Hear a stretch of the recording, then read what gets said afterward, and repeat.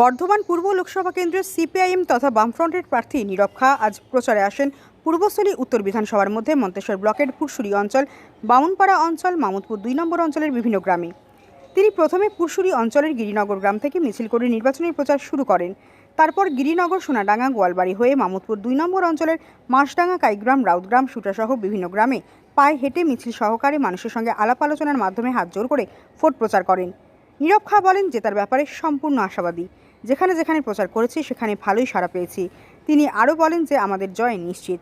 তিনি বলেন, এই লোকসভায় অনেক কাজ হয়নি, সেই সব জেতার পর তিনি করতে চান। আমি তো পুরো লোকসভাটা ঘোরা হয়ে গেল, 1 রাউন্ড, দ্বিতীয় রাউন্ড চলছে। তো ফলে দেখেছি মানুষ তার ভয়ভীতি ভেঙে বেরিয়ে চলে এসছে এবং এমনও ঘটনা ঘটেছে, গতকালকেরই ঘটনা অগ্রদ্বীপ এলাকায়।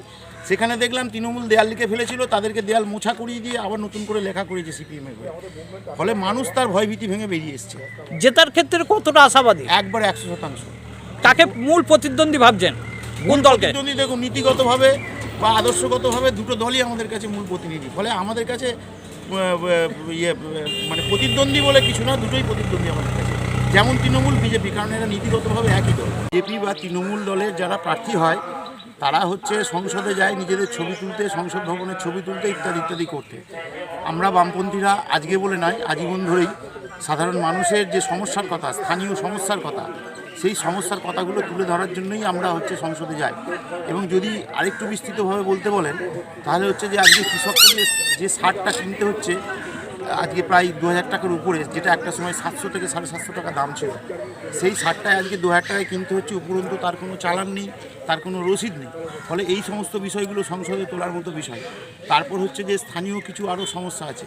স্থানীয় সমস্যার সঙ্গে সঙ্গে যে এখানকার দুর্নীতি, তার সঙ্গে হচ্ছে যে দুষ্কৃতি রাজ্যে চলছে, এই সমস্ত কিছু বন্ধ করার ব্যাপারটা নিয়ে সংসদে অবশ্যই চলব। এবং হচ্ছে যে রাজ্যের যে দুর্নীতি, 100 দিনের কাজের দুর্নীতি, টেট দুর্নীতি, এবং তার সঙ্গে সঙ্গে আরও যে বিষয়গুলো আছে দুর্নীতির বিষয়ে সবটাই তুলে ধরছে। প্রার্থী নীরব খাঁয়ের সঙ্গে প্রচারে রয়েছেন সিপিআইএম জেলা কমিটির সদস্য অশেষ কোনার, মন্তেশ্বর ব্লক সিপিআইএম এরিয়া কমিটির সম্পাদক ওসমান গনি সরকার, বরুণ দত্ত, আবু তাহের শেখ, আরও অনেকেই।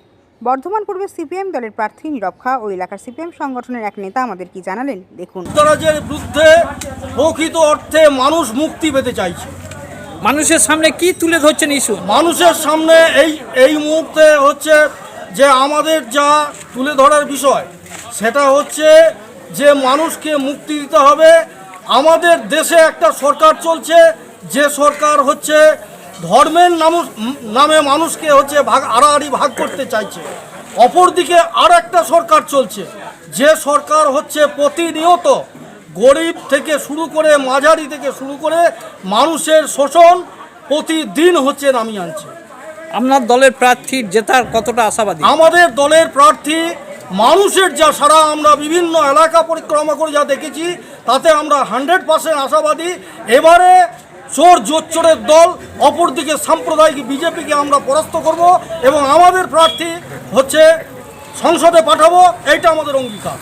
আপনাদের সংগঠনটা অনেকটা দুর্বলতা দেখা দিচ্ছে না?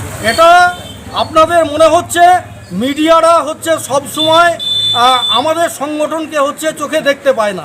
তা যদি দেখতে পেত, আপনারা দেখেছেন ইদানিং কালে যে হচ্ছে গোটা দেশের এবং গোটা বিশ্বে চর্চিত যে আমরা যে যুবদের নেতৃত্বে যে হচ্ছে ব্রিগেড সমাবেশ করেছিলাম, সেটা গোটা দেশ অপেক্ষা গোটা বিশ্বে চর্চিত যে এত বড় সমাবেশ বামপন্থীদের নেতৃত্বে আর কোনো দল করতে পারেনি।